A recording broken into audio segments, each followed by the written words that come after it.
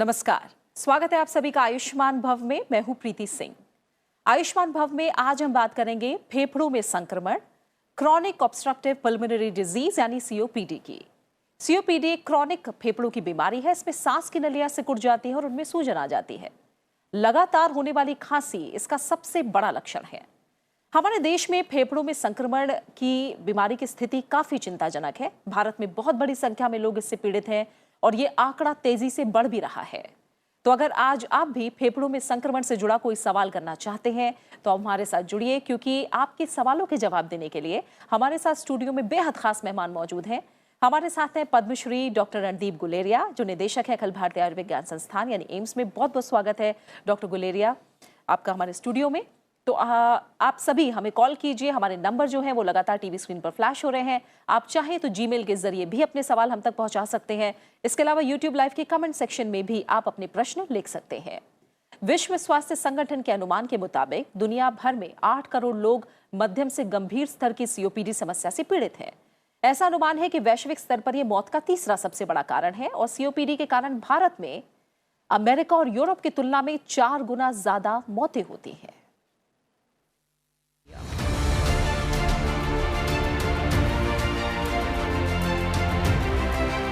COPD ये कई बीमारियों का समूह है जिसमें क्रॉनिक ब्रोंकाइटिस, एस्थमा और फेफड़ों से संबंधित कई अन्य संक्रमण शामिल हैं। करोड़ों लोगों में सीओपीडी की पहचान खराब लाइफस्टाइल और पर्यावरण के कारणों के चलते सीओपीडी की समस्या देखने को मिल रही है। सीओपीडी में सांस की नलियां सिकुड़ जाती हैं और उनमें सूजन आ जाती है। ये सूजन लगातार बढ़ती रहती है जिससे आगे चलकर फेफड़े छलनी हो जाते हैं। इसे एम्फासीमा कहते हैं। ये बीमारी सांस में रुकावट से शुरू होती है और धीरे धीरे सांस लेने में मुश्किल होने लगती है। चिकित्सकों का कहना है कि लोग क्रॉनिक ऑब्स्ट्रक्टिव पल्मोनरी डिजीज को आसानी से पहचान सकते हैं। अगर लगे कि 2 महीने से लगातार बलगम वाली खांसी आ रही है तो डॉक्टर से तुरंत मिलने की जरूरत है। सीओपीडी को काला दमा भी कहा जाता है। इसमें फेफड़े में एक काली तार बन जाती है। ये एस्थमा के दमा से अलग होता है। एस्थमा दरअसल एलर्जी वाला रोग होता है जो वंशानुगत और पर्यावरण प्रदूषण के कारणों से होता है। सीओपीडी में इतनी खांसी आती है कि फेफड़े बढ़ जाते हैं और कभी कभी रोगी चलने लायक भी नहीं रहता। यहाँ तक कि मुंह से सांस लेनी और छोड़नी पड़ जाती है। इस रोग का सबसे बड़ा कारण धूम्रपान भी माना जाता है। खासकर गांव में चूल्हे और लकड़ी पर खाना बनाने वाली महिलाओं में सीओपीडी की समस्या देखी जाती है। क्रॉनिक ऑब्स्ट्रक्टिव पल्मोनरी डिजीज का कोई स्थायी इलाज नहीं किया जा सकता, लेकिन जीवन शैली में बदलाव करके इसे कंट्रोल जरूर किया जा सकता है। सीओपीडी के लक्षण 40 साल की उम्र के बाद नजर आते हैं और ज्यादातर उपचार ऐसा है जो व्यक्ति खुद भी कर सकता है। हालांकि सीओपीडी की दवाइयां लंबे समय तक चल सकती हैं और सीओपीडी के मरीज को डॉक्टर की सलाह के बिना दवाई बंद नहीं करनी चाहिए। तो अगर आप भी फेफड़ों में संक्रमण से जुड़ा कोई सवाल करना चाहते हैं तो आप हमें फोन कर सकते हैं। पद्मश्री डॉक्टर रणदीप गुलेरिया इस समय हमारे साथ स्टूडियो में मौजूद हैं। डॉक्टर गुलेरिया, फेफड़ों में संक्रमण और इसका ये जो टर्म हम इस्तेमाल करते हैं सीओपीडी, इसे थोड़ा आसान आप शब्दों में आप समझाइए कि क्या ये फेफड़ों में संक्रमण की आखिरी स्टेज है या क्या है, इसे कैसे समझें? सीओपीडी जैसे आपने अपने उसमें दिखाया भी कि इसका सीओपीडी का मतलब chronic obstructive pulmonary disease. Chronic मतलब ये लंबी बीमारी है, एक्यूट बीमारी नहीं है जैसे निमोनिया हुआ या किसी को जुकाम नज़ला हुआ। ऑब्स्ट्रक्टिव मतलब ये सांस की नाली में सोजिश करके उसको सुकड़ा देती है, तो सांस की नाली में ऑब्स्ट्रक्शन हो जाता है और फेफड़े की बीमारी इसलिए पल्मोनरी आता है और एक बीमारी है इसलिए डिजीज़ आ जाता है। ये जो बीमारी है ये आस्ता आस्ता बढ़ती है। तो कई लोगों में शुरू में जो लक्षण है वो बिल्कुल हल्के से होते हैं, उनको समझ में नहीं आता कि ये सीओपीडी है, और जब वो डॉक्टर के पास संपर्क करते हैं तब तक बीमारी काफ़ी आगे बढ़ चुकी होती है, सांस की नाली काफ़ी सिकुड़ चुकी होती है, लंबी खांसी होने लगती हैं, सांस लेने में मुश्किल होती है और तब फिर सीओपीडी का डायग्नोसिस होता है। लेकिन शुरुआत में जब लक्षण कम होते हैं, जैसे थोड़ा सी खांसी हुई, सर्दियों में ज़्यादा खांसी हुई जिसको विंटर ब्रोंकाइटिस भी कभी कभी कहते हैं, तो ये कई लोग जो स्मोक करते हैं, धूम्रपान करते हैं, उनको लगता है ये धूम्रपान करने से इनकी खांसी है और इसमें कोई घबराने वाली बात नहीं है। जब ये खांसी ज़्यादा होने लगती है और उसके बाद सांस में तकलीफ़ होने लगती है, तब जाके वो किसी डॉक्टर के साथ संपर्क करके वो डायग्नोसिस बनता है। और इसे लेकर जो मैं पढ़ पाई हूँ, भारत में स्थिति काफ़ी चिंताजनक है। क्या कारण क्या है इसके पीछे? तो अगर हम सीओपीडी के आजकल डेटा देखें तो भारत में और जो डेवलपिंग वर्ल्ड है, भारत है, चाइना है और जो कंट्रीज़ हैं, इसमें इसकी संख्या बढ़ रही है। और उसके 2-3 कारण हैं। एक कारण तो ये है कि हमारे देश में सिगरेट स्मोकिंग, जो हम कहते हैं धूम्रपान करना, वो अभी कम नहीं हुआ। वेस्टर्न कंट्रीज़ में अब वो धूम्रपान जो है वो उसकी जो प्रेवेलेंस है या लोग जो कर रहे हैं वो कम होना शुरू हो गया। लेकिन अगर हम भारत के आंकड़े देखें तो अभी भी धूम्रपान जो है लोगों में बढ़ रहा है। और अगर हम डेटा देखें तो उसमें जो चिंताजनक बात वो ये है कि ये यंगर जनरेशन में, चाहे वो महिलाएं हों चाहे वो मर्द हों, उनमें धूम्रपान करना जो है वो बढ़ रहा है। नए नए फैशनेबल चीज़ें जैसे हुक्का है और उस टाइप की चीज़ें आ रही हैं। ई सिगरेट भी आया था जो सरकार ने फिर बैन किया था। तो ये सब जो है एक ये कारण है। दूसरा एक कारण और है जो हम कहते हैं बायोमास एक्सपोजर, जो गांव में देखा जाता है। और ये माना जाता है कि अभी भी 55 से 60% जो भारत में लोग हैं, गाँव स्पेशली जो गांव में हैं, वो जो अपना खाना बनाते हैं या घर में अपने आप को गर्म रखते हैं सर्दियों में, वो बायोमास यूज़ करते हैं। जिसका ये मतलब हुआ कि वो लकड़ी यूज़ करते हैं, गोबर यूज़ करते हैं या बाहर जो और पदार्थ हैं उनको यूज़ करते हैं। और खाना भी चूल्हा में बनाते हैं। तो अगर आप चूल्हे में खाना बना रहे हो घर में किचन में और उसमें वेंटिलेशन अच्छी नहीं है, हवा नहीं है, तो सारा धुआं वहीं पे किचन में इकट्ठा हो जाता है। और अगर घर में 2 ही 3 कमरे हैं तो वो आपके दूसरे कमरे में भी चला जाता है। और वहाँ जो महिलाएं खाना बना रही हैं वो धुआं उनके फेफड़े में कई सालों अंदर जाता रहता है। और कई महिलाएं बड़े यंग उम्र में खाना बनाना शुरू कर देती हैं, 13-14 साल में, और वो उनका फेफड़े में ये धुआं कई साल भर चलता रहता है।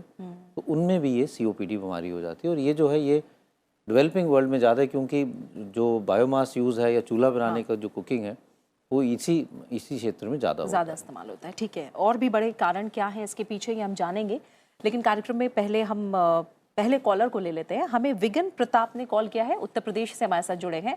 आपका बहुत बहुत स्वागत है कार्यक्रम में। विगन, आप सवाल पूछ सकते हैं अपना। हाँ सर, हमारे लोग कभी सीओपीडी कहते हैं, कभी सीएडी कहते हैं। जुलाई अथवा नवंबर में इसका दौरा जरूर पड़ता है। और मैंने कभी धूम्रपान नहीं किया जिंदगी में, पर भी अस्थमा का शिकायत हो गई। कब्ज की शिकायत हमेशा बनी रहती, 3-3 दिन तक लैट्रिन नहीं होती है। और महीने भर से हमको रात में नींद ही नहीं आती है, उठकर बैठा रहता हूँ। सर्दी मुझे इतनी लगती है कि रात में नहाता ही नहीं हूँ। लोग बताएं कि हार्ट का प्रॉब्लम है, एंजियोग्राफी कराए तो कुछ निकला ही नहीं, तब भी हृदय रोग की दवा दिए जा रहा है। तो बड़ा परेशान हो गया हूँ सर। ठीक है विगन जी, आप थोड़ी देर कॉल पर बने रहिएगा। डॉक्टर गुलेरिया, आप कुछ और विगन से और जानकारी चाहते हैं? मैं उनसे ये पूछना चाहूँगा कि उनको खांसी भी होती है, खांसी बलगम है, और सर्दियों में ज़्यादा तकलीफ होती है। विगन आप जी थोड़ा बताइए कि आपको बलगम वाली खांसी आती है, लगातार खांसी रहती है? बलगम हमको कभी नहीं आता है, खांसी नहीं होती है। तो सांस चढ़ता है आपको? जी हाँ, सांस बहुत, सांस तो देखिए ना अभी फूल रहा है, गला फंसा हुआ है। तो जो इनकी लक्षण है, क्योंकि इन्होंने कहा ये धूम्रपान नहीं करते हैं और सांस की तकलीफ ज़्यादा हो रही है। और सांस की तकलीफ के 2 कारण हो सकते हैं। एक तो जैसे हम जो हम डिस्कस कर रहे हैं कि अगर फेफड़े खराब हों तो सीओपीडी हो सकता है। और दूसरा कारण ये है कि अगर हार्ट का फंक्शन ठीक ना हो, एंजियोग्राफी ठीक हो सकती है लेकिन हार्ट का जो मसल है, जो पंप है, एंजियोग्राफी में तो हम जो हार्ट की नालियाँ हैं उनको देखते हैं कि उसमें कोई सिकुड़न तो नहीं है। लेकिन अगर जो मास है, जो मायोकार्डियम है, जो हार्ट का मसल है, अगर वो काम नहीं कर रहा है तो भी हार्ट फेलियर होने के कारण भी सांस चढ़ सकता है। तो मेरी तो ये राय रहेगी कि एक तो ये जांच कराएं, फेफड़े की जांच कराएं जिसको हम लंग फंक्शन कहते हैं। एक फूंक मार के टेस्ट करके पता चलेगा कि सांस की नाली सिकुड़ी है या नहीं है। और एक हार्ट की जांच कराएं। इन्होंने एंजियोग्राफी तो कराई है, एक इकोकार्डियोग्राफी भी करा लें और उसके हिसाब से फिर अपना पूरा इलाज कराएं। ये ज़रूरी नहीं है कि हमेशा सारे लोगों को सिगरेट धूम्रपान करने से ही सीओपीडी हो सकता है। कई दफ़ा उसके और कारण भी हैं, जैसे कई लोगों को रिकरेंट बार बार निमोनिया हो तो फेफड़े ख़राब हो जाते हैं, बाद में जाके वो सीओपीडी बन सकता है। या कई लोग ऐसे जगह काम कर रहे हैं जहाँ धूल धुआं ज़्यादा है, तो ऑक्यूपेशनल एक्सपोजर के कारण भी कई दफ़ा फेफड़े ख़राब होने से सीओपीडी हो सकता है। ठीक है, एक और कॉलर है सौरभ पाठक ने हमें कोलकाता से कॉल किया है। सौरभ, शुक्रिया कॉल करने के लिए। बताइए, अपना सवाल पूछिए। Thank you ma'am. Good morning ma'am. Good morning, बताइए। जी मैम, मेरा प्रश्न है, क्या अन्य डिजीजेस भी सीओपीडी के होने का कारण हो सकती हैं? Thank you ma'am. क्या अन्य? आप सौरभ क्या जानना चाह रहे हैं? अन्य, मैं भी समझ नहीं पाई हूँ सही से सवाल, कि मुझे लग रहा है कि कोई और कारण की वजह से भी सीओपीडी की समस्या। हम आजकल पोल्यूशन बहुत देखते हैं डॉक्टर। हाँ जी, तो ये एक और धारणा है और ये इसमें थोड़ा डेटा भी आ रहा है कि पोल्यूशन जो है उसके कारण भी सीओपीडी हो सकता है। तो हम अगर देखें तो पोल्यूशन जो हम आउटडोर एयर पोल्यूशन की बात कर रहे हैं, एक इंडोर एयर पोल्यूशन हुआ जो हम ऑलरेडी कह चुके हैं बायोमास से हो सकता है जिसके कारण सीओपीडी होता है। दूसरा इशू है आउटडोर एयर पोल्यूशन, जो हमारे जैसे दिल्ली में या जो कई शहर हैं सर्दियों में पोल्यूशन लेवल बहुत ज़्यादा रहता है। कुछ अब डेटा ऐसा आ रहा है कि अगर हम कई लोग इस वातावरण में कई साल रहें तो उनको भी सीओपीडी होने के रिस्क हो सकता है, और इसलिए आउटडोर एयर पोल्यूशन भी एक रिस्क फैक्टर अब माना जा रहा है कि वो भी हो सकता है कि उसके कारण सीओपीडी हो। दूसरा ये कि आउटडोर एयर पोल्यूशन से जिनको सीओपीडी है उनकी बीमारी ज़्यादा बढ़ सकती है नहीं, वो डेफिनेट है कि अगर आपको अंडरलाइंग सीओपीडी है, आप धूम्रपान करते हैं, आपके फेफड़े खराब हो गए, फिर आप ऐसे वातावरण में आते हैं जहाँ पोल्यूशन लेवल बहुत ज़्यादा है, तो वो आपके फेफड़ों में और ज़्यादा सोजिश कर देता है और आपकी जो अंडरलाइंग सीओपीडी है, जो सीओपीडी आपको ऑलरेडी है, वो ज़्यादा ख़राब हो जाती है। और इसलिए कई जो हम पेशेंट्स हैं सीओपीडी के, सर्दियों में या जब पोल्यूशन लेवल ज़्यादा होता है तो उनकी तकलीफ बढ़ जाती है, हॉस्पिटल आना पड़ता है, दवाइयाँ ज़्यादा लेनी पड़ती हैं। तो ये तो बात इस्टेब्लिश्ड है कि अगर आपको सीओपीडी है तो एयर पोल्यूशन एक रिस्क फैक्टर है जिससे वो सीओपीडी एग्रेवेट हो सकता है। ठीक है। जो लोग पहले से फेफड़ों की किसी और समस्या से जूझ रहे हैं, क्या ऐसा माना जाए कि अगर उसका उपचार या उसको नहीं उस पर ध्यान दिया गया तो सीओपीडी उनको होना तय है? बीमारी पे डिपेंड करता है। कई लोगों को, जैसे मान लो आपको निमोनिया हुआ और आपने उसका पूरा इलाज किया, तो ये ज़रूरी नहीं है कि आपको सीओपीडी हो। हमारे देश में ये देखा गया है कि कई मरीज़ ऐसे हैं जिनको टीबी होता है, फेफड़े का टीबी होता है, और फेफड़े के टीबी कई दफ़ा होने से फेफड़े काफ़ी ख़राब हो जाते हैं। तो उसके कारण कुछ पेशेंट्स में ये भी हो जाता है कि आगे जाके उनको सांस की तकलीफ होने लगती है और वो सीओपीडी हो सकता है। इसको कई लोग टीओपीडी कहते हैं, tuberculosis obstructive pulmonary disease, COPD की जगह। इसका ये कहना है कि ये टीबी के कारण सीओपीडी हुआ है। लेकिन ये जहाँ कई लोगों के जिनको फेफड़े का टीबी होता है उनमें भी सांस की तकलीफ हो सकती है और वो भी सीओपीडी का एक कारण हो सकता है। क्योंकि आप डॉक्टर बता रहे हैं कि इसके जो लक्षण हैं वो बहुत धीरे धीरे पनपते हैं शरीर में, फिर भी अगर आप कुछ हमें ऐसी चीज़ें बताएं जिन पर अगर शुरुआत में ही ध्यान दिया जाए और डॉक्टर को तुरंत दिखाया जाए, क्योंकि कई लोगों में ऐसा है, खांसी आती है अपने आप चली जाती है, हर बार ऐसा होता है तो वो सोचते हैं तो ठीक है, खुद ठीक हो जाएगा, तो कब ध्यान देना ज़रूरी है? अगर आपकी खांसी ठीक नहीं हो रही और कई महीने चल रही है और साथ में थोड़ा सांस आ रहा है, और जब सांस आता है तो छाती से थोड़ी सी आवाज़ आती है जैसे सांस की, कई लोगों को ऐसा होता है कि जब सांस की नाली सिकुड़ जाती है, तो जैसे कोई ट्यूब सिकुड़ जाती है, जब हवा उसके अंदर बाहर जाती है, जब हम सांस अंदर बाहर लेते हैं तो वो आवाज़ आने लगती है, छाती की जैसे बोलने शुरू हो जाती है। तो अगर वो लक्षण हो तो आपको डॉक्टर के साथ संपर्क करना चाहिए। सीओपीडी एक सांस की बीमारी है, एक और सांस की बीमारी है जिसको हम अस्थमा कहते हैं, दमे की शिकायत है। दमे की शिकायत में भी ये टाइप के लक्षण होते हैं, लेकिन वो एलर्जी के कारण होते हैं और उसका अगर हम पूरा इलाज करें तो वो लक्षण ठीक हो जाते हैं। और कई ऐसे मरीज़ हैं जो कहते हैं कि जब मौसम बदला, तकलीफ़ हुई, उन्होंने अपनी दवाई ली और वो ठीक हो गए। सीओपीडी में ये होता है कि आस्ता आस्ता जब बीमारी बढ़ती है तो वो ठीक नहीं होते, उनके लक्षण आस्ता आस्ता बढ़ते रहते हैं। तो दमे में रिवर्सिबल फैक्टर्स होते हैं, सीओपीडी में इरिवर्सिबल फैक्टर हो जाते हैं और आस्ता आस्ता सांस की तकलीफ बढ़ने शुरू हो जाती है और फिर खांसी के साथ बलगम भी बनना शुरू हो जाता है। और डायग्नोसिस के लिए सबसे बेहतर टेस्ट तो ये रहता है कि एक हम सिंपल टेस्ट करते हैं जिसको हम स्पायरोमेट्री। माफ़ कीजिएगा डॉक्टर गुलेरिया, डायग्नोसिस की बात जो आप कर रहे हैं ये मैं बहुत डिटेल में आपसे समझना चाहूँगी, लेकिन उसके पहले कॉलर ले लेते हैं। हरिवंश वेट कर रहे हैं, हरियाणा से इन्होंने हमें कॉल किया है। हरिवंश, आपका स्वागत है, शुक्रिया कॉल करने के लिए, पूछिए अपना सवाल। हाँ, नमस्कार मैम, बताइए। और डॉक्टर गुलेरिया जी को बहुत बहुत नमस्कार जी। नमस्कार जी। सर जी, ऐसा है जी, मैं ब्रोंकाइटिस का पुराना पेशेंट हूँ और कुछ 23 साल पहले ना मेरा कुछ नुकसान हो गया, तो उसके कारण स्ट्रेस भी बनी रहती है। तो अब मेरे को मल्टीपल सर्जरी भी हो रखी हैं, लेकिन क्या उनका कारण है कि मेरे को ना ये लगातार खांसी रहती है और रात को सोते हुए और सुबह उठते हुए बलगम भी आता है, आगे पीछे नहीं आता। तो इसका क्या कारण है? और मैं लगातार टच में तो रहता हूँ, यहाँ हमारे हिसार में पल्मोनरी एक्सपर्ट्स तो कोई नहीं है, लेकिन जो फिजिशियन है मेरे दवाई लेता रहता हूँ।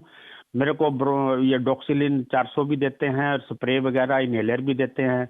अब मालूम नहीं है अस्थमा की तरफ जा रहा है या सीओपीडी की तरफ जा रहा है, तो एक बार इसके बारे में डिटेल बताइए और कृपया मैं अगर आपको दिखाना चाहूँ तो कैसे दिखा सकता हूँ? पहली चीज तो ये कि आप धूम्रपान वगैरह करते हैं या नहीं? नहीं जी, बिल्कुल नहीं, बिल्कुल टच ही नहीं किया कभी। और कोई मेरे पास से गुजर जाए धूम्रपान करता हुआ, मेरे को नाक बंद करनी पड़ती है, मैं खड़ा भी नहीं हो सकता। और दूसरा किसी तरह की कोई एडिक्शन नहीं है, कुछ भी नहीं करता सिवाय चाय के, कोई नशा नहीं है। और पहले आपको कभी छाती का निमोनिया या इन्फेक्शन बार बार तो नहीं हुआ है? और ये बताइए कृपया, क्या इसका कोई वैक्सीनेशन भी है क्या, ये ना हो जिससे कुछ ऐसा कुछ है क्या? तो पहले आपको बचपन में या पहले कभी निमोनिया या इन्फेक्शन हुआ है? देखो जी, मेरी होश से कोई पहले हुआ तो मालूम नहीं, मेरे होश में कभी नहीं हुआ है। तो बेसिकली आपके जो है फेफड़े थोड़े कमज़ोर हैं। दो चीज़ें हैं इसमें, आप जैसे कह रहे हो सांस की तकलीफ है, ये हो सकता है कि सीओपीडी है। आप कुछ तक तो दवाई ले ही रहे हो, इन्हेलर ले रहे हो, सांस की नाली खोलने की दवाई भी ले रहे हो। बार बार अगर इन्फेक्शन हो रहा है तो हम सर्दियों से पहले एक वैक्सीन भी लोगों को कहते हैं लगाने के लिए। इन्फ्लुएंज़ा की वैक्सीन है जिससे आपको सर्दियों में इन्फ्लुएंज़ा ना हो। और एक और वैक्सीन होती है निमोकोकल वैक्सीन, जिससे आपको निमोनिया से कुछ हद तक प्रोटेक्शन रहे। तो जिन लोगों को सीओपीडी होता है या जो बार बार इन्फेक्शन हो रहा हो या फेफड़े कमज़ोर हों, तो उनको ये वैक्सीन रेगुलरली लगानी चाहिए, उससे थोड़ा प्रोटेक्शन हो जाता है। कुछ हद तक आपको दवाइयों के अलावा जो हम कहते हैं पल्मोनरी रिहैबिलिटेशन, एक्सरसाइज करनी चाहिए, योगा कर सकते हो जिससे फेफड़े की कैपेसिटी बढ़े, खुल के सांस आए, और जो छाती में अगर बलगम जम रहा है तो वो बाहर निकलेगा, तो फिर आपको सांस में भी आराम मिलेगा। तो दवाइयों के अलावा थोड़ा सा अपना लाइफस्टाइल पॉइंट ऑफ व्यू से एक्सरसाइज वगैरह करें। और एक दफ़ा अपना जो हम बात कर रहे थे डायग्नोसिस कंफर्म करने के लिए लंग फंक्शन टेस्ट करा लें आप, और जांच करा लें कि अस्थमा टाइप की बीमारी है, सीओपीडी है या और कोई फेफड़े में कमज़ोरी की बीमारी है। ठीक है, तो जांच के बारे में जैसे आप अभी हरिवंश जी को बता भी रहे हैं, थोड़ा अब आप मुझे बताइए जांच में क्या क्या होता है, कैसे कराया? तो अगर हम सीओपीडी की बात करें तो इसका जो मेन जांच के टेस्ट है उसको हम स्पायरोमीट्री कहते हैं, जिसमें हम मरीज़ को ये कहते हैं या पेशेंट को ये कहते हैं कि एक मशीन के अंदर ज़ोर से फूंक मारनी है। फूंक मारने से ये होता है कि हम ये देखते हैं कि सांस की नाली में कितनी सोजन है और वो कितनी सिकुड़ी हुई है। ये बड़ा सिंपल टेस्ट है, लेकिन बहुत ज़्यादा लोग कराते नहीं हैं और पेशेंट्स भी इतने करते। लेकिन इससे आप डायग्नोसिस अर्ली कर सकते हैं और लक्षण ज़्यादा ना हो तब भी डायग्नोसिस सीओपीडी का हो सकता है। और इसलिए इसलिए है, मान लो अगर हम एक ऑर्डिनरी हम आपस में जो कोई हेल्दी इंसान है उसके लंग की कैपेसिटी देखें, हम सब की लंग की कैपेसिटी जो है 20 से 25 साल की उम्र में सबसे अच्छी होती है। अच्छा। फिर उम्र के हिसाब से आस्ता आस्ता वो मान लो 20-30 ml हर साल घट जाती है। जिस मरीज़ को सीओपीडी होने वाला है या जिसमें स्मोकिंग या धूम्रपान करने से फेफड़े ख़राब हो रहे हैं, उसकी लंग की कैपेसिटी ज़्यादा गिरना शुरू हो जाती है, 70 से 100 ml तक गिरने लग जाती है। तो अगर हम जिसको भी थोड़ी सी तकलीफ़ है, अगर वो अपनी फेफड़े की जांच कराए तो उससे पता चल जाएगा कि आम आदमी से या नॉर्मल वैल्यू से उसकी लंग की कैपेसिटी अभी ही कम होने लगी है। और इसलिए अगर वो रिस्क फैक्टर, चाहे वो धूम्रपान हो चाहे वो बायोमास एक्सपोजर हो, उसको कम नहीं करेगा तो ये जो गति है ये बढ़ती जाएगी और एक सिचुएशन ऐसे आएगी जब सांस चढ़ने लगेगा और फिर और जब फेफड़े की कैपेसिटी कम हो जाएगी तो जो हम कहते हैं रेस्पिरेटरी फेलियर हो जाएगा। तो इसलिए ये अगर हम शुरू में जिसको सांस की तकलीफ़ है, खांसी हो रहा है, ठीक नहीं हो रहा है, स्पायरोमीट्री वाला टेस्ट करा लें तो उसको ये पता चल जाएगा कि हाँ मेरी फेफड़े की कैपेसिटी कितनी मेरे उम्र के हिसाब से कम है और इसलिए मुझे कुछ करना चाहिए, नहीं तो फिर ये आगे जाके 10-15 साल में मुझे बहुत फेफड़े में ज़्यादा और कमज़ोर हो जाए। ठीक है, एक कॉलर बिहार से है, डमडम ने हमें कॉल किया बिहार से। आपका स्वागत है, सवाल पूछ सकते हैं आप। हेलो जी, सवाल पूछिए। सवाल मैडम जी। जी, टीवी की आवाज कम कर दीजिए। 2 साल से ना खांसी हो रहा है जी। 2 साल से खांसी हो रही है आपको? हाँ, 2 साल से खांसी हो रहा है, व्हाइट कलर का बलगम निकलता है जी। ठीक है, आपने डॉक्टर को दिखाया अभी तक? डॉक्टर को दिखाया, वो कुछ नहीं बता, दवाई दे रहा है, दवाई जब तक देता है तब तक आराम रहता है। उसके बाद ना फिर उसी तरह हो जाता है। ठीक है, आप कॉल पर बने रहिए डॉक्टर आपकी गुलेरिया। उम्र कितनी है? और फेफड़ों में भी थोड़ा सा दिक्कत है। ठीक है, आप टीवी की आवाज बिल्कुल कम कर दीजिए और डॉक्टर साहब आपसे कुछ पूछ रहे हैं, वो बताइए। आप हाँ, हाँ। आपकी उम्र कितनी है ये बताइए। टीवी की आवाज कम कर दीजिए। 37 साल है जी। 35 साल है। और आप कोई नशा या धूम्रपान तो नहीं करते ना? बीड़ी सिगरेट कभी कभी पीते थे जी। हाँ, तो मेरी एक राय है कि बीड़ी सिगरेट आप बिल्कुल बंद कर दें। दूसरा, जैसे हम प्रोग्राम में डिस्कस कर रहे हैं, अपनी थोड़ी जांच कराएं। अगर आपको सांस और खांसी और सांस की तकलीफ सिर्फ मौसम बदलने पे ही होती है और साथ में ज़ुकाम, नज़ला, छींकें वगैरह आती हैं, तो हो सकता है ये आपको एलर्जी की तकलीफ़ है और इसके लिए आपको डॉक्टर जो आपको दवाई दे रहे हैं, चाहे वो इन्हेलर हो या टैबलेट हो, वो रेगुलरली लेने की ज़रूरत है। लेकिन अगर आपको लगता है सारा साल भर खांसी हो रही है, सांस की तकलीफ़ हो रही है, तो आपको COPD हो सकता है, जिसके लिए फिर पूरी जांच करके आपको दवाई लेने की ज़रूरत पड़ेगी। ठीक है, एक और कॉलर झारखंड से हैं, प्रभात कुमार ने हमें कॉल किया है। प्रभात, शुक्रिया हमें कॉल करने के लिए। बताइए क्या सवाल है आपका? मैम, हम ये बोलना चाहते हैं कि अगर हम इंडियन आर्मी का भी जो फॉर्म आ रहा है इसमें दौड़ के जारी करते हैं, अगर हम अधिक दौड़ते हैं तो सांस फूलने लगती है, तो इसका कुछ कारण? अच्छा, इनका ये कहना है कि अगर ये दौड़ते हैं तो सांस फूलने हाँ। लगती है। अगर आप दौड़ते हैं तो सांस फूलने के कई कारण हो सकते हैं। कई सांस फूलने के कारण फेफड़े से भी हो सकते हैं। अगर फेफड़े कमज़ोर हों, अगर दिल की तकलीफ़ हो, हार्ट कमज़ोर हो, तो दौड़ने पे सांस चढ़ सकता है। या फिर अगर जो खून में कुछ कमी हो, क्योंकि अगर हम देखें तो जो ऑक्सीजन कैरिंग कैपेसिटी है वो खून में होती है। तो अगर आपका हीमोग्लोबिन भी कम हो, खून में हीमोग्लोबिन कम हो, तो आपके सांस की तकलीफ़ भी हो सकती है।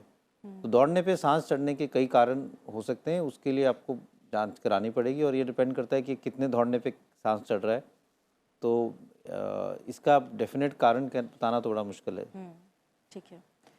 और क्योंकि जिस तरह से डॉक्टर गुलेरिया भी हमें बता रहे हैं और हम COPD की बात कर रहे हैं, पद्मश्री डॉक्टर रणदीप गुलेरिया से आप अपने सवाल पूछ सकते हैं। उन्होंने हमें बताया है कि शुरुआत में COPD की वजह से कोई लक्षण ऐसे खास उत्पन्न नहीं होते और ये केवल मामूली लक्षण हैं जो उत्पन्न होते हैं और आमतौर पर देखा जाता है कि बीमारी बढ़ने के साथ साथ लक्षण गंभीर होते हैं और इनमें शामिल है COPD होने पर मरीज को सांस लेने में तकलीफ होने लगती है और ये समस्या अचानक परेशान नहीं करती बल्कि धीरे धीरे शरीर पर पनपती है। इसलिए इसके लक्षणों पर ध्यान देना जरूरी है। एक नजर डालते हैं कि किस तरह के लक्षण COPD में सामने आ सकते हैं।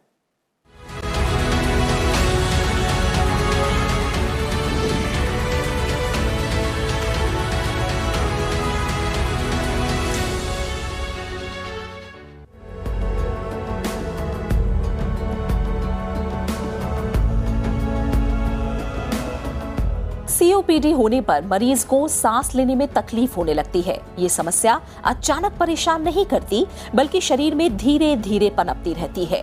ऐसे में मरीज को ये बीमारी कब हुई इसका पता लगा पाना कठिन है। इसके लक्षण को समझने में भी काफी समय लग जाता है। आमतौर पर इसके लक्षण समय के साथ गंभीर होते चले जाते हैं और मरीज के दैनिक कार्यों को भी प्रभावित करने लगते हैं। COPD के आम लक्षणों की बात करें तो इसमें खांसी, जुकाम और फ्लू, सांस लेने में दिक्कत होना, सीने में जकड़न महसूस होना, घड़घड़ाहट की आवाज आना, पैरों में सूजन, वजन का घटना, स्मरण शक्ति कमजोर हो जाना, तनाव महसूस होना, सांस प्रणाली में संक्रमण होना, हृदय से जुड़ी समस्याएं और फेफड़ों का कैंसर तक सामने आ सकता है।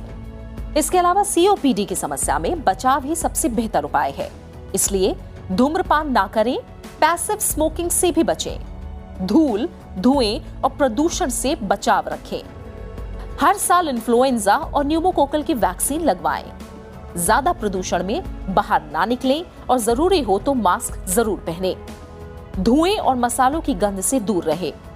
केरोसिन के स्टोव का उपयोग ना करें। पौष्टिक खाना खाएं। फल, सब्जियां और प्रोटीन की मात्रा बढ़ाएं। खाना धीमे खाएं। वजन को नियंत्रण में रखें। सांस वाले व्यायाम करें और रोजाना अपनी दिनचर्या में हल्के व्यायाम जरूर शामिल करें। मुख्य तौर पर यह बीमारी 40 साल के बाद ही शुरू होती है, लेकिन कभी-कभी इस उम्र से पहले भी व्यक्ति COPD से ग्रस्त हो सकता है। ये रोग कुछ सालों में विकसित होता है और उपचार से लक्षण कम हो सकते हैं और रोग को गंभीर होने से रोका भी जा सकता है। डॉक्टर गुलेरिया, इसमें हमने कहा कि आमतौर पर 40 साल के बाद ये होता है और जैसे धीरे धीरे लक्षणों की बात हो रही है, तो क्या ये माने कि कम उम्र से ही कहीं ना कहीं दिक्कत होनी शुरू हो जाती है, लेकिन लक्षण 40 के बाद आते हैं? हाँ, तो जैसे मैंने कहा कि आपके जो लंग, हमारे जो फेफड़े हैं उनमें रिजर्व काफ़ी है। तो जैसे जैसे फेफड़े लंग की कैपेसिटी कम होती है, थोड़ी थोड़ी खांसी या सांस की तकलीफ होती है, कॉम्पनसेशन हो जाता है। तो इसलिए हम उसको महसूस नहीं कर पाते। 15-20 साल के बाद धूम्रपान करने के बाद जब वो फेफड़े की कैपेसिटी उस लेवल पे आ जाती है कि अब जो हमारा कॉम्पनसेशन है वो काम नहीं कर रहा है, फिर लक्षण ज़्यादा होने लगते हैं, सांस ज़्यादा चढ़ने लगता है, खांसी बलगम रेगुलर होने लगती हैं, तब जाके वो डायग्नोसिस होता है। तो इसलिए वो डायग्नोसिस जो है वो थोड़ा लेट हो रहा है।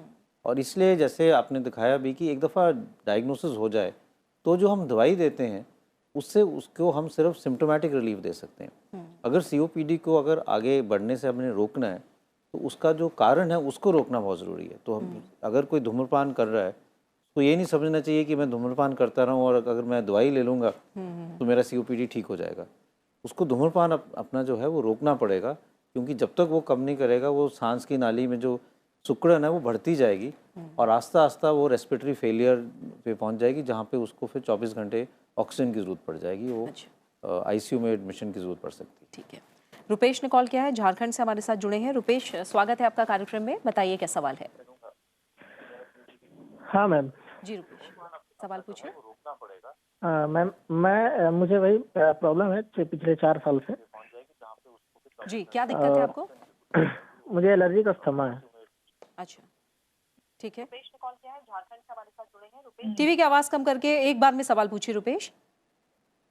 साल से ना एलर्जी का अस्थमा का प्रॉब्लम है, जिसका मैंने 4-5 जगह इलाज भी करवाया, लेकिन इसका 100% क्योर नहीं मिल पा रहा है मुझे। तो अभी लास्ट टाइम मैंने 5-7 दिन पहले भी मैंने इलाज करवाया है, लेकिन उसका कुछ खास असर दिख नहीं रहा है। तो मैं इसका 100% मैं ये चाहता हूँ, मतलब कि इसका कुछ क्योर है। डॉक्टर गुलेरिया, ये एलर्जिक अस्थमा को लेकर सवाल कर रहे तो हैं। इनको अस्थमा की तकलीफ है जो एलर्जिक है, जिसमें सांस की तकलीफ है, खांसी है और साथ ही से आवाज़ आ सकती है। कई लोगों को जुकाम, नज़ला, छींकें भी होती हैं। इसका जड़ से अभी इलाज नहीं है। अच्छा।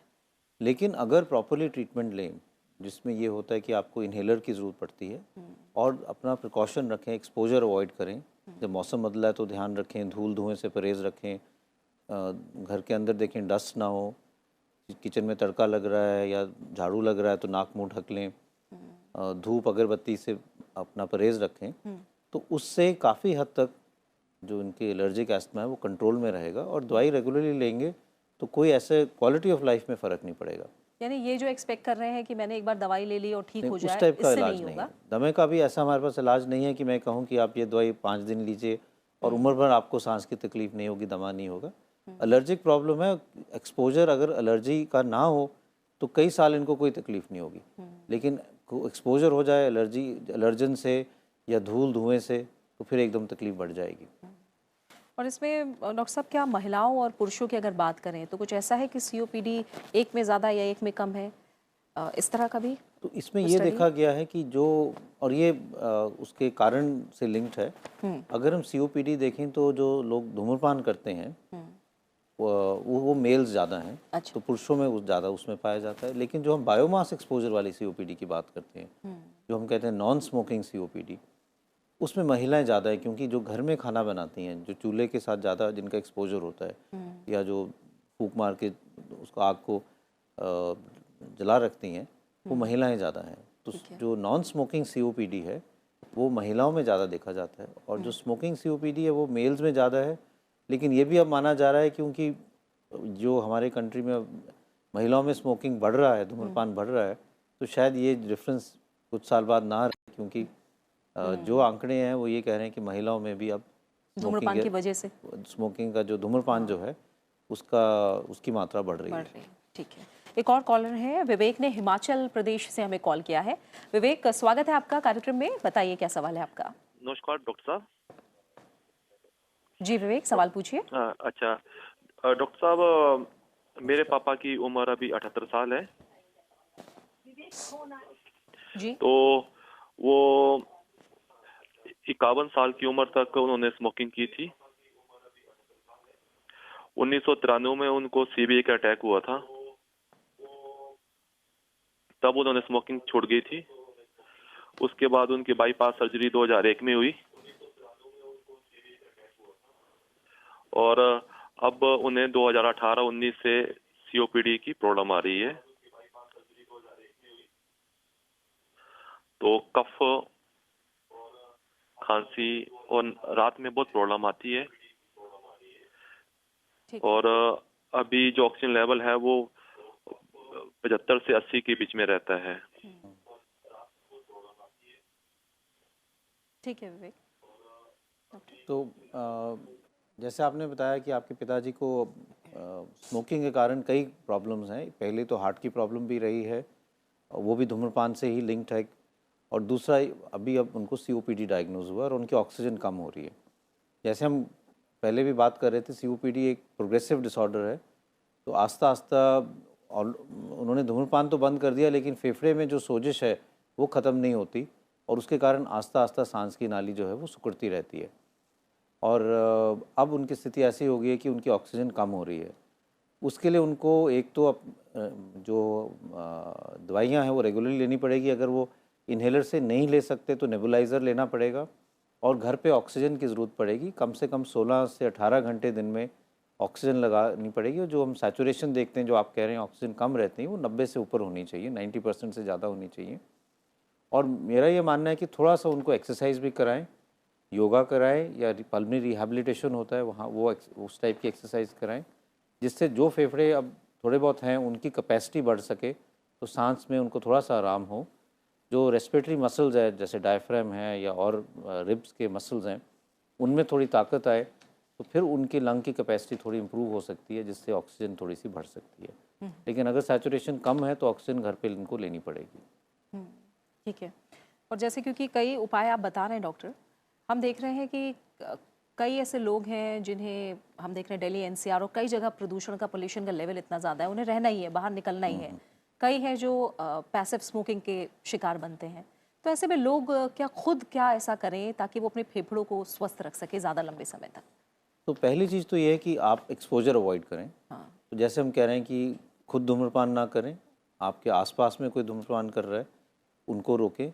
और वो बहुत ज़रूरी है कि कई दफ़ा लोग मुझे कहते हैं कि हम तो नहीं करते, लेकिन हमारे ऑफिस में सब लोग कर रहे हैं, और ऑफिस में वेंटिलेशन नहीं है, सेंट्रल एसी है, और सारा दिन भर वहाँ पे धुआं ही रहता है, तो वो भी एक रिस्क फैक्टर है।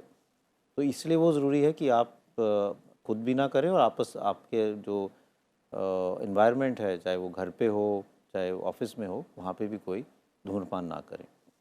दूसरा ये है कि जो महिलाएं घर में चूल्हा में कुकिंग कर रही हैं, सरकार की कई स्कीम्स हैं जहाँ पे एलपीजी दिया जा रहा है।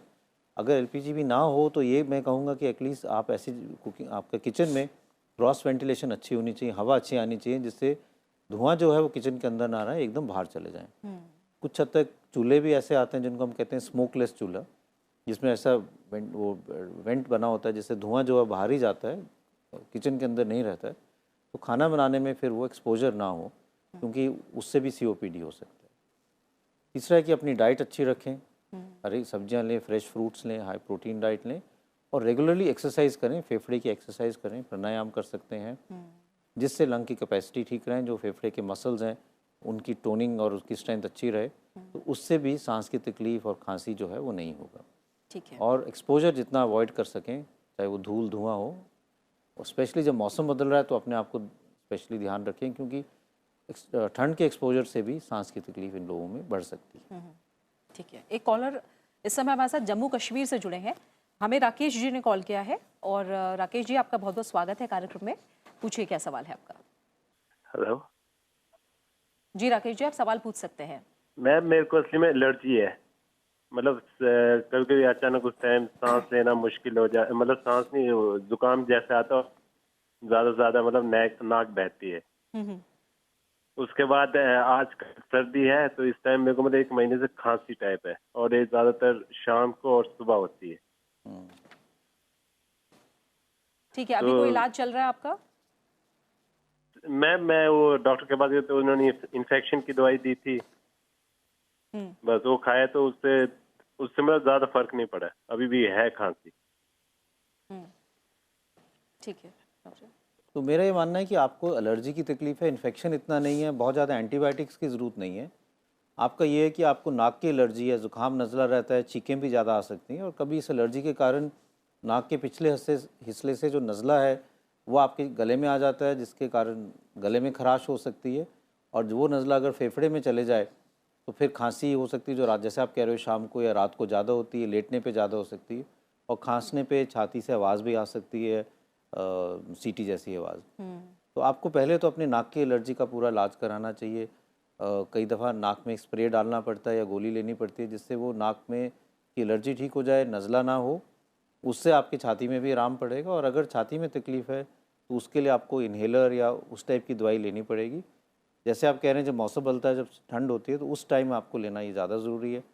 गर्मियों में जब ठीक हो जाएंगे तो दवाई कम भी कर सकते हैं या कुछ हद तक बंद भी कर सकते हैं, लेकिन नाक की एलर्जी की पूरी जांच करा के उसको अगर आप ट्रीट करेंगे तो हो सकता है कि खांसी और जो सांस की तकलीफ़ है उसमें काफ़ी आराम पड़ जाएगा। कुल्लू से कॉलर हैं विवेक ने हमें कॉल किया है। विवेक, आपका स्वागत है आप कार्यक्रम में, बताइए क्या सवाल है आपका। साहब, अगर बंद कमरे में पूजा की जाए और धूप जलाया जाए ताकि उससे सीओपीडी हो सकती है, होती है? हाँ जी, तो आपका सवाल काफ़ी इम्पॉर्टेंट है, क्योंकि कई लोग सोचते हैं कि जो धूप वगैरह से सीओपीडी नहीं होता, लेकिन ये धारणा गलत है। कई लोग जो पूजा करते हैं, जो पंडित हैं, जो हवन करते हैं, उनमें सीओपीडी हो जाता है, क्योंकि वो कई साल भर हवन करते हुए धुआं उनके चले जाता है। तो धुएं से, चाहे वो अगरबत्ती का धुआं हो, चाहे वो हवन का धुआं हो, अगर उसका एक्सपोजर कई साल भर रहे तो उससे भी फेफड़े ख़राब हो सकते हैं और सीओपीडी हो सकता है। ठीक है। और डॉक्टर, क्योंकि हम पॉल्यूशन की बात कर रहे हैं, धूम्रपान की बात कर रहे हैं, और कहीं ना कहीं स्मोकिंग को देखें तो वो लाइफस्टाइल से ही जुड़ा हुआ है, लेकिन मैं ये भी जानना चाहूँगी कि अब मोटापा, या हम देख रहे हैं आजकल एक्सरसाइज की कमी है, लोग इतना एक्टिव नहीं है, ये भी कहीं ना कहीं फेफड़ों से जुड़ी बीमारी का कारण है? तो एक और अगर हम ओवरऑल देखें तो हमारा लाइफस्टाइल बहुत बदल गया है। हाँ। और उसमें फिज़िकल एक्टिविटी कम हो गई है, और वेट गेन जो है, हमारा डाइट जो है वो एकदम मतलब फ्रेश फ्रूट, हरी सब्जियों से करके फास्ट फूड की तरफ चला गया। हाँ। उसमें हमारे शरीर में बहुत चेंजेस आए हैं। और अगर हम नॉर्मल बीमारियों की बर्डन देखें तो वो for communicable disease, non communicable disease, जिसमें सीओपीडी है, हार्ट की प्रॉब्लम है, डायबिटीज़ हैं, कैंसर्स हैं, ये सब हमारे लाइफस्टाइल के कारण बढ़े हैं। तो फेफड़े की अगर हम बात करें तो उसमें ये होता है कि अगर हमारे पास मोटापा है तो हमारी लंग की कैपेसिटी कम हो जाती है, डायफ्राम की मूवमेंट पे फ़र्क पड़ता है। अच्छा। जिन लोगों को दमा है और दमे के साथ मोटापा होता है तो उनका दमा कंट्रोल करना ज़्यादा मुश्किल होता है। अच्छा। और ये भी देखा गया है कि जो एडिपोज टिश्यू है, जहाँ पे मोटापा इकट्ठा होता है पेट में, उससे कई इन्फ्लेमेटरी मार्कर, मतलब शरीर में कई ऐसे हार्मोन्स या एंजाइम्स कह लो रिलीज़ होते हैं, जिससे सांस की नाली में सोजिश बढ़ जाती है। और मोटापे के कारण फेफड़े पूरी तरह से फूल नहीं पाता है, सांस की तकलीफ और बढ़ जाती है, और कई और बीमारियां हो जाती हैं। एक और बीमारी है जो रात को होती है, जिसको हम स्लीप एपनिया कहते हैं, ऑब्स्ट्रक्टिव स्लीप एपनिया। मोटापे के कारण गले में जो मोटापा या चर्बी इकट्ठा होती है, हाँ। तो लोग रात को बहुत ज़ोर ज़ोर से खर्राटे मारते हैं और सांस की नाली ब्लॉक हो जाती है, जिसके कारण रात को ऑक्सीजन की कमी हो जाती है, और इससे दिन में उनको बैठे बैठे नींद आ जाती है, और उसके कारण हार्ट पे भी स्ट्रेन पड़ता है, ब्लड प्रेशर भी बढ़ जाता है, डायबिटीज़ भी हो सकती है। एक और बीमारी है जिसको हम फैटी लिवर कहते हैं, लिवर में सोजिश हो जाती है। ये सारी जो बीमारियां हैं ये लिंक्ड हैं और सारी लाइफस्टाइल रिलेटेड डिजीज़ हैं। तो इसलिए हमारी जो बेसिक कई बीमारियां का कारण हमारा लाइफस्टाइल है, और अगर हम अपने लाइफस्टाइल को चेंज करेंगे तो इन बीमारियों को प्रिवेंट कर सकते हैं और आगे हमें प्रॉब्लम ना करें, वो एक बहुत बड़ा कदम होगा। एक और कॉलर है सतीश ने हमें रांची से कॉल किया है। सतीश, आपका स्वागत है कार्यक्रम में, बताइए क्या सवाल है आपका। मेरा एज 26 ईयर्स है जी सतीश। जब से ये मंथ स्टार्ट हुआ है तब से मुझे खांसी है और सर्दी है, और मेरा पैर भी थोड़ा थोड़ा फूला हुआ है, तो मुझे क्या है मुझे समझ में नहीं आ रहा है। आपने अपनी उम्र 36 साल बताइए सतीश। 26 26 साल जी। हाँ।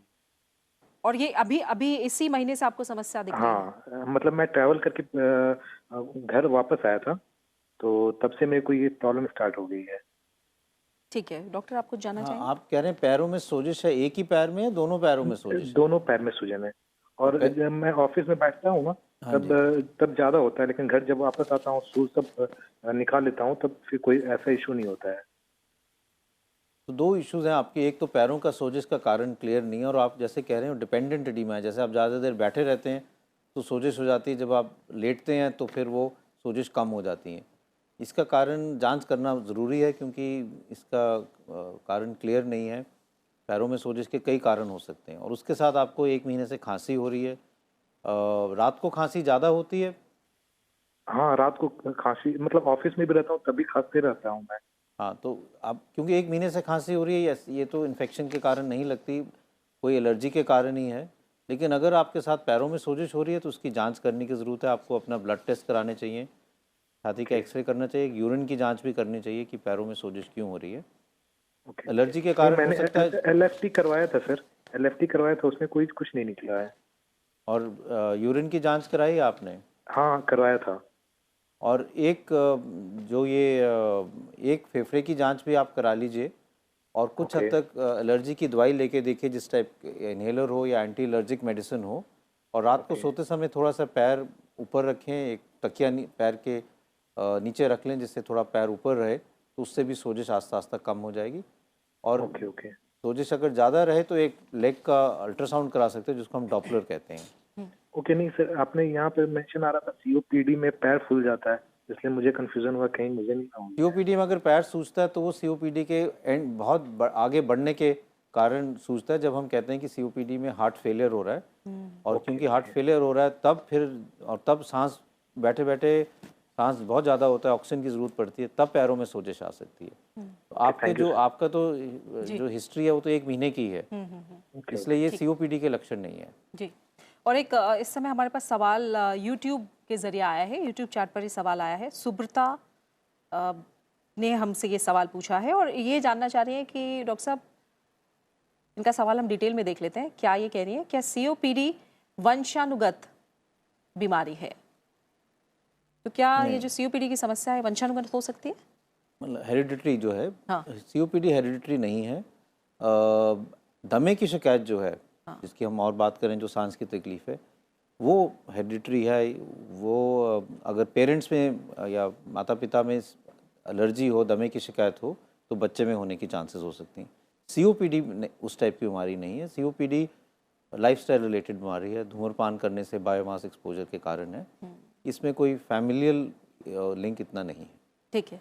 और क्योंकि काफ़ी समय भी हो गया है डॉक्टर, मैं चाहूँगी एक बार आप दोबारा, जो दर्शक अभी हमारे साथ जुड़े हैं, क्योंकि कई लोग अभी भी ये नहीं समझ पाते कि दमा या फेफड़ों से जुड़ा जो और संक्रमण है या एलर्जी है और सीओपीडी दोनों अलग किस तरह से, एक बार बताएं। ये बहुत इम्पोर्टेंट सवाल है, क्योंकि कुछ हद तक लक्षण एक जैसे हैं। दमे की शिकायत है, वो एलर्जिक बीमारी है, वो यंगर एज में शुरू होती है। धूम्रपान करने से, बायोमास एक्सपोजर से उसका कोई लिंक नहीं है। और दमे की बीमारी ऐसी है जिसमें ज़ुकाम, नज़ला, छींकें भी हो सकती हैं, और वो जब मौसम बदलेगा तब वो होगा, और जब मौसम ठीक हो जाएगा तो आपकी बीमारी ठीक हो जाएगी। रिवर्सिबल बीमारी है। सीओपीडी जो बीमारी है वो ओल्डर एज में होती है, धूम्रपान करने से या बायोमास एक्सपोजर से होती है, आस्ता आस्ता बढ़ती है, कई साल भर तकलीफ रहेगी, और फिर वो रिवर्सिबल नहीं होगी। जैसे हम कह रहे थे, दमे की बीमारी में तो आपने इलाज किया या एलर्जन ठीक हुआ, मौसम ठीक हुआ, तो आपकी बीमारी ठीक होगी। सीओपीडी जो है आस्ता आस्ता बढ़ती जाएगी। सांस की तकलीफ, खांसी जो है वो आपको आस्ता आस्ता तकलीफ़ ज़्यादा करेगी। हो सकता है कि शुरू में आपको सिर्फ सर्दियों में थोड़ी तकलीफ़ हो, लेकिन एक दो साल में सारा साल भर थोड़ी खांसी रहेगी, सांस की तकलीफ़ होने लगेगी। और उसका कारण जो हम कह रहे हैं वो स्मोकिंग और बायोमास एक्सपोजर मेनली है। दूसरा, दमे की शिकायत जो है वो आगे जाके इतना प्रॉब्लम नहीं करती। सीओपीडी क्योंकि प्रोग्रेसिव डिसऑर्डर है, अगर उसका हम ट्रीट ना करें, उसको प्रिवेंट ना करें, तो उसमें आगे जाके रेस्पिरेटरी फेलियर हो सकता है। जैसे एक कॉलर ने बताया कि उनके पिताजी को अब ऑक्सीजन कम हो रही है, तो ऑक्सीजन की ज़रूरत पड़ सकती है। कई लोगों को बार बार हॉस्पिटल में एडमिट होना पड़ता है, वेंटिलेटर की ज़रूरत पड़ जाती है, और एंड में उनकी क्वालिटी ऑफ लाइफ बहुत ख़राब हो जाती है। दमे में यूजली ऐसा नहीं होता। अगर दमे को हम प्रॉपरली ट्रीट करें तो रिवर्सिबल और ट्रीटेबल डिसऑर्डर है, और जैसे हमने एक कॉलर को बताया कि क्वालिटी ऑफ लाइफ में कोई फ़र्क नहीं पड़ता। तो दोनों बीमारियों में वैसे फेफड़ों के कैंसर का भी कारण बन सकता है डॉक्टर? सीओपीडी में कई दफ़ा ये होता है कि क्योंकि रिस्क फैक्टर जो सीओपीडी का है वो धूम्रपान है। अच्छा। तो धूम्रपान कैंसर का भी एक रिस्क फैक्टर है। धूम्रपान से सीओपीडी भी हो जाता है, हार्ट की प्रॉब्लम हो जाती है, और 10 से ज़्यादा कैंसर हैं जो धूम्रपान के साथ लिंक्ड हैं, चाहे वो फेफड़े का कैंसर हो, खाने की नाली का कैंसर हो, मुंह का कैंसर हो, पैनक्रियास का कैंसर हो, या जो स्मोकिंग के जो टॉक्सिक प्रोडक्ट्स हैं वो हमारे यूरिनरी ब्लैडर में इकट्ठे हो जाते हैं, जो पेशाब के थैली है, और वहाँ पे रहने से वहाँ ब्लैडर कैंसर भी कर सकते हैं। तो इसलिए कई कैंसर्स जो हैं वो भी स्मोकिंग के साथ लिंक्ड है। तो मेरा तो ये दर्शकों को कहना चाहूँगा, और स्पेशली यूथ को, कि धूम्रपान जो है वो उसके साथ बहुत ज़्यादा बीमारियाँ लिंक्ड हैं। इसलिए स्मोकिंग चाहे वो शौक के लिए करें, बिल्कुल ना करें। कई लोग ये कहते हैं कि हमने शौक के लिए स्मोकिंग शुरू की थी दोस्तों के साथ, लेकिन फिर ऐसी उसकी आदत पड़ गई, एडिक्शन हो गई कि अब हम छोड़ना चाहते हैं लेकिन छोड़ नहीं पाते। तो आप शुरू से उस आदत की तरफ बिल्कुल ही ना जाएं, क्योंकि वो एक दफ़ा आपको उसकी एडिक्शन हो जाएगी तो आप छोड़ना चाहोगे तो भी नहीं छोड़ पाओगे, क्योंकि it is a very strong nicotine जो उसमें एक प्रोडक्ट है वो बहुत स्ट्रॉन्ग एडिक्टिंग एजेंट है। और कई लोग जो हमारे पास आते हैं जो कहते हैं कि मुझे किसी ने 20 साल पहले ये बताया होता कि मेरे फेफड़े की हालत ऐसी होगी, बिल्कुल, तो मैं कभी धूम्रपान नहीं करता। बिल्कुल। और अब जो कॉलर है छत्तीसगढ़ से हमारे साथ जुड़े हैं, रमेश ने हमें कॉल किया है। आपका स्वागत है रमेश, बताइए क्या सवाल है आपका। रमेश जी आप सवाल पूछ सकते हैं। हेलो जी सवाल पूछिए। रमेश जी टीवी की आवाज बिल्कुल कम करके एक बार में जल्दी से अपना सवाल पूछिए। हाँ, ये मुझको क्या है, ILD की शिकायत है, डॉक्टरों ने बताया है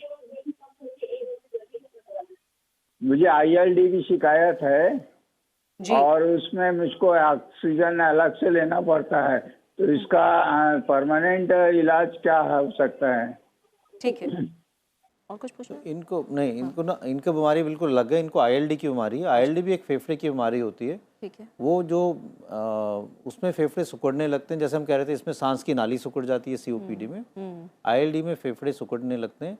कई इसके कारण हैं ILD के, वो पर अगर इनकी उम्र ज़्यादा है तो इसको हम इडियोपैथिक पल्मोनरी फाइब्रोसिस भी कहते हैं ILD का। ILD का बहुत ज़्यादा इलाज नहीं है और कुछ हद तक दवाइयाँ नहीं आई हैं जिससे उस बीमारी की प्रोग्रेस को हम रोक सकते हैं। लेकिन जैसे ये बता रहे हैं कि अल्टीमेटली ऑक्सीजन की ज़रूरत पड़ जाती है, क्योंकि फेफड़े में ऑक्सीजन की कमी होने लगती है। अभी तक इसका जो परमानेंट इलाज है वो ज़्यादातर है नहीं। एक इलाज जो अब आ रहा है हमारे देश में भी वो है लंग ट्रांसप्लांट।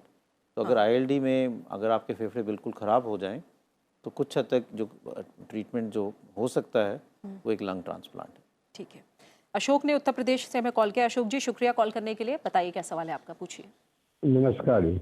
नमस्कार अशोक जी, बताइए। ये मैं कोई धूम्रपान कभी नहीं किया मैंने, लेकिन मेरा गला खराब रहता है हर समय, घर की आवाज आती है और रात को जब सो लेट जाता हूँ तो मेरा गला बिल्कुल जाम हो जाता है। काफी खांसने के बाद भी मुश्किल से निकलता है कब। उम्र क्या है आपकी? मेरी 62 साल उम्र है और रात को मुझे सूखने वाला कैप्सूल लेके सोता हूँ, फिर भी उससे थोड़ा सा आराम मिलता है। ठीक है। तो आपके जो लक्षण है वो गले में खराश और इरिटेशन के कारण है, और रात को जब आप सोते हो तो उसके कारण तकलीफ भी बढ़ जाती है। एलर्जी का कारण भी हो सकता है, कई दफ़ा ये एसिडिटी के कारण भी हो सकता है कि एक बीमारी होती है जिसको हम कहते हैं GERD, गैस्ट्रोइसोफेजियल रिफ्लक्स डिजीज़, जिसमें जब आप लेटते हैं या भारी खाना खाते हैं तो खाना की जो पेट की जो एसिडिटी है वो ऊपर गले तक आ जाती है और गले में उसके कारण आपको खराश होने लगती है और ऐसे लगता है कि वहाँ बलगम फंसा हुआ है। तो उसके लिए एक तो हल्का खाना खाना है, रात को एसिडिटी की दवाई लेनी है, और खाना खाने और सोने के बीच में 1.5-2 घंटे का गैप रखें जिससे खाना अच्छी तरह से हज़म हो जाए और ऊपर को ना आए। कई दफ़ा हम मरीज़ों को कहते हैं कि थोड़ा सा अपना हेड एंड जो है सोते समय तकिया रख लें या बिस्तर के एक एंड पे, सिर वाले एंड पे एक ईंट रख लें जिससे बिस्तर थोड़ा सा ऊंचा रहे और एसिडिटी जो है ऊपर गले में ना आए, तो जो गले में आपको खराश हो रही है उससे आराम हो सकता है। ठीक है। और डॉक्टर पहले आप एक हमारे कॉलर के सवाल के जवाब में वैक्सीनेशन को लेकर जानकारी दे रहे थे, क्योंकि अब स्थितियाँ कुछ ऐसी हैं और स्थिति गंभीर हो रही है, तो वैक्सीनेशन के जरिए इसे रोके जाने में हम कहाँ तक अभी सफलता पाई है? तो एक जो सीओपीडी का कारण है वो इन्फेक्शन, मतलब सीओपीडी बढ़ने का कारण या एग्रेवेशन का कारण इन्फेक्शन है। तो अगर हम इन्फेक्शन रोक लें तो उसमें ये होता है कि लोगों को मतलब सीओपीडी तो नहीं ठीक होगा, लेकिन उसके कारण जो सांस की तकलीफ एकदम बढ़ जाती है वो कंट्रोल हो सकती है। तो जिन लोगों को, जिनके फेफड़े कमज़ोर हैं, उनको हम ये कहते हैं कि एक इन्फ्लुएंजा वैक्सीन जो है वो साल में एक दफ़ा रेगुलरली लगाएं, क्योंकि जो वायरस है इन्फ्लुएंजा को हर साल थोड़ा सा चेंज हो जाता है, तो इसलिए उसकी एनुअल वैक्सीन लगानी पड़ती है। सर्दियों से पहले नई वैक्सीन आती है जो WHO डिसाइड करता है, और वो लगा लिया करें हर साल। तो उससे ये मैं जानना चाहूँगी, ये कुछ वैक्सीन इन्फ्लुएंजा की बच्चों को भी लगाई जाती है, ये वही वैक्सीन हाँ, है? तो ये अडल्ट्स में भी लगती हैं। अच्छा। तो बच्चों में हम वैक्सीनेशन करते हैं, लेकिन अडल्ट वैक्सीनेशन इतना नहीं करते हैं। हाँ। तो अब ये है कि स्पेशली एल्डरली में और जिनके लंग्स की प्रॉब्लम है, हार्ट की प्रॉब्लम है, क्रॉनिक किडनी प्रॉब्लम है, उनमें वैक्सीनेशन करना ज़रूरी है, क्योंकि अगर आपके फेफड़े कमज़ोर हैं, आपको निमोनिया हो गया, तो वो एकदम सीवियर निमोनिया हो सकता है जिसमें आपको आईसीयू की ज़रूरत पड़ सकती है। उसको अगर हम प्रिवेंट कर लें तो फिर आपकी ये स्थिति नहीं होगी। तो एक इन्फ्लुएंजा की वैक्सीन हर साल लगानी पड़ती है, और एक न्यूमोकोकल वैक्सीन है जो उसके दो टाइप्स हैं। एक तो 5 साल में एक दफ़ा ही लगानी पड़ती है, और एक वैक्सीन उसके साथ और लगती है जो once in a lifetime है, उम्र में एक दफ़ा ही लगानी पड़ती है। इससे आपको कुछ हद तक इन्फेक्शन से प्रोटेक्शन मिल जाएगी, और सर्दियों में जो ज़ुकाम, नज़ला या बार बार निमोनिया होने के चांसेस हैं वो नहीं होंगे। तो डॉक्टर, क्योंकि बढ़ती उम्र में ये और ज़्यादा तकलीफ देता है जिन्हें सीओपीडी है, तो मैं ये जानना चाह रही हूँ, किसी भी उम्र में ये लगाया जा सकता है? डॉक्टर की सलाह लेना ज़रूरी है इसके लिए? तो मेरी तरफ से तो अगर आपको ये रिस्क फैक्टर्स हैं तो आपको वैक्सीन लगा लेनी चाहिए, डॉक्टर से सलाह ले सकते हैं। लेकिन अगर आपको सीओपीडी है तो लगाने की ज़रूरत है। बुज़ुर्ग जो हैं, स्पेशली जो ओल्डर एज ग्रुप वाले मरीज़ हैं, 60-65 साल से जिनकी उम्र ज़्यादा है, उनको तो डेफिनेटली ये लगाना चाहिए, क्योंकि उनकी वैसे भी इम्यूनिटी थोड़ी कम हो जाती है उम्र के हिसाब से, तो इन्फेक्शन के चांसेस बढ़ जाते हैं। और अगर फेफड़े कमज़ोर हैं तो यही इन्फेक्शन जो है ज़्यादा सीवियर हो सकती है, जो जानलेवा भी हो सकती है। ठीक है। और अब मैं इलाज को लेकर आपसे जानना चाहूँ, इलाज के लिए क्या क्या तरीके अपनाए जाते हैं सीओपीडी के इलाज? अगर हम इलाज देखें तो इलाज में हम 2 ब्रॉड कैटेगरीज हम कह सकते हैं। एक तो मेडिकल जो ड्रग्स हैं, और जो हम कहते हैं बिना ड्रग्स के नॉन फार्माकोलॉजिकल। ड्रग्स में सीओपीडी में जो ज़्यादातर फोकस है वो है जो हम कहते हैं इनहेल्ड थेरेपी, इनहेलर्स को। बहुत लोगों की धारणा है कि इनहेलर हमें एंड में लेने चाहिए। अच्छा। लेकिन इनहेलर जो है, जो हम सांस के नाली से दवाई अंदर लेते हैं, वो एकदम असर करती है, उसका डोज बहुत कम है। टैबलेट लेते हैं तो उसका डोज बहुत ज़्यादा है, टाइम असर करने में भी टाइम लेती हैं, साइड इफ़ेक्ट्स भी ज़्यादा हैं। टैबलेट के मात्रा में इनहेलर्स का डोज माइक्रोग्राम्स में है, और ये इनहेलर वाली जो दवाई है ये ब्रोंकोडायलेटर है, मतलब सांस की नाली को डायलेट कर देती हैं, खोल देती हैं। तो जब हम ये इनहेलर लेते हैं तो हमारे सांस की नाली जो सिकुड़ी हुई है वो खुल जाती है, तो सांस में आराम हो जाता है। तो इनहेलर्स जो हैं वो सीओपीडी मरीज़ को रेगुलरली लेने चाहिए। जब वो बहुत ज़्यादा उनकी तकलीफ होती है, खुद इनहेलर नहीं ले पाते हैं, तो एक मशीन के थ्रू हम वो दवाई देते हैं जिसको हम नेबुलाइज़र कहते हैं। दवाई वही है, चाहे आप इनहेलर से लो चाहे नेबुलाइज़र से लो, देने का माध्यम अलग है, क्योंकि इनहेलर में थोड़ा सा मरीज़ को कोशिश करके अंदर लेना पड़ती है दवाई, नेबुलाइज़र से वो अपने आप चले जाती है। तो ये तो हो गया जो हमें दवाइयाँ लेनी पड़ती हैं। कुछ टैबलेट्स भी हैं जो सांस की नाली को खोल रखती हैं, या जैसे हमने कहा वैक्सीनेशन है। जो नॉन फार्माकोलॉजिकल ट्रीटमेंट है उसमें सबसे इम्पॉर्टेंट है रिस्क फैक्टर, स्मोकिंग सीजेशन। तो हम कई क्लिनिक्स भी चलाते हैं, पेशेंट्स को एडवाइस भी करते हैं, हेल्प करते हैं कि किस तरह से वो धूम्रपान जो है वो बंद करें या रोक लें। कुछ दवाइयाँ भी उसके लिए हैं, कुछ च्युइंग गम्स भी आती हैं जो उनको एडिक्शन हो रही है, जो चाहत हो रही है धीरे धीरे दूर हो जाए, उसको रोकने के लिए निकोटीन गम आती हैं, वो ले सकते हैं।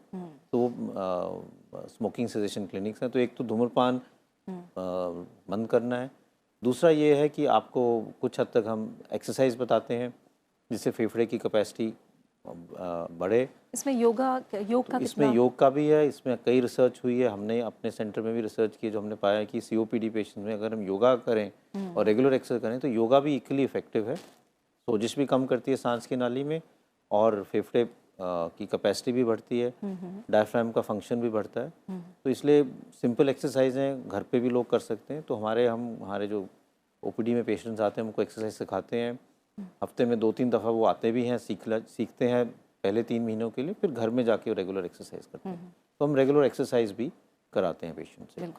तो वो करना ज़रूरी है, पर सबसे ज़्यादा ज़रूरी है धूम्रपान या रिस्क फैक्टर्स को जितना वो रोक सकें या कम कर सकें। बिल्कुल। और इसी के साथ जो आज का अंक है डॉक्टर गुलेरिया, उसका समय ही पूरा हो गया है। आपका बहुत बहुत शुक्रिया हमारे साथ स्टूडियो में आने के लिए और हमारे दर्शकों के सवालों के जवाब देने के लिए। तो इस कार्यक्रम के जरिए हमने फेफड़ों में संक्रमण यानी COPD से जुड़े कई पहलुओं को जाना। उम्मीद है कि आज के कार्यक्रम से आपको कई जरूरी सलाह और सुझाव मिले होंगे। आप भी इन्हें अपनाइए और रखिए अपने लंग्स यानी फेफड़ों को बिल्कुल स्वस्थ। इसी के साथ आयुष्मान भव के इस अंक में फिलहाल इतना ही। आप इस कार्यक्रम को YouTube पर भी देख सकते हैं। अपनी राय और सुझाव भी हमारे साथ वहां साझा कर सकते हैं। अगले अंक में मुलाकात होगी रविवार को, क्योंकि 1 तारीख शनिवार है और इस दिन संसद में बजट पेश किया जाना है और इसका सीधा प्रसारण भी आज आप राज्यसभा टीवी पर देखेंगे। इसलिए आयुष्मान भव का अगला अंक 2 तारीख रविवार को सुबह 11 बजे हम आपके लिए लेकर आएंगे। और फिलहाल दीजिए इजाजत। नमस्कार।